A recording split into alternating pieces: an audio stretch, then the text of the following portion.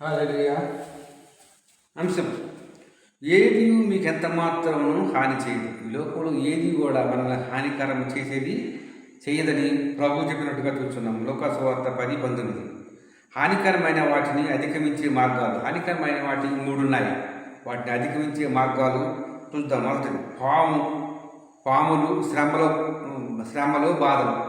పాము కలిసినప్పుడు శ్రమలు, బాధలు మనము చూస్తున్నాం.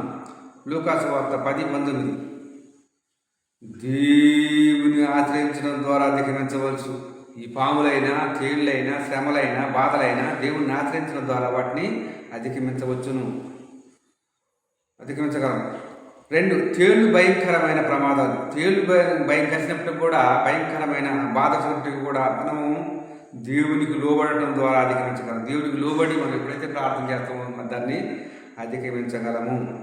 శత్రువు అపవాది క్రియల ద్వారా మనము బాధించబడతాము. కానీ లూకాసు వార్త, మత్తయి సువార్త 13:25-42 నీవు దేవునిలో మెలుగుగా కలిగి ఉండటం ద్వారా ప్రార్థన చేయటం ద్వారా శత్రువుని జయించగలము. మనం మెలుగుగా ఉండి ప్రార్థన చేయటం వల్ల సాతానుని జయించగలము.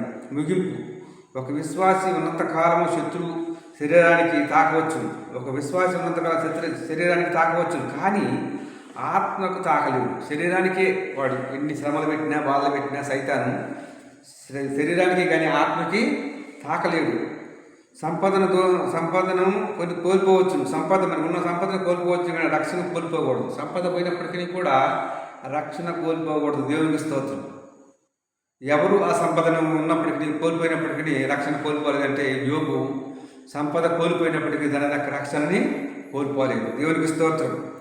సాతాను పరీక్షలు, కష్టాలు నీకు రావడం సహజం. సాతాను అనేక రకాలుగా నిన్ను కష్టాలు, శ్రమలు, బాధలు పెట్టచ్చు, కానీ అది నిన్ను ఏమీ కూడా చేయదు. దేవుడే నీకు మేలుగా మారుతాడు. నీకు ఎన్ని శ్రమలు పెట్టినా, ఎన్ని కష్టాలు పెట్టినా, ఎన్ని శోధనలు పెట్టినా దేవుడే వాటిని మేలుగా మారుతాడు. కనుక ఈ కొద్ది మాటలు ముగిస్తున్నాను. క్రిస్టోఫర్ 820 యూట్యూబ్ ఛానల్ సబ్స్క్రైబ్ చేసుకుని అనేక మంచి చేయవలసిందిగా కోరుతున్నాను.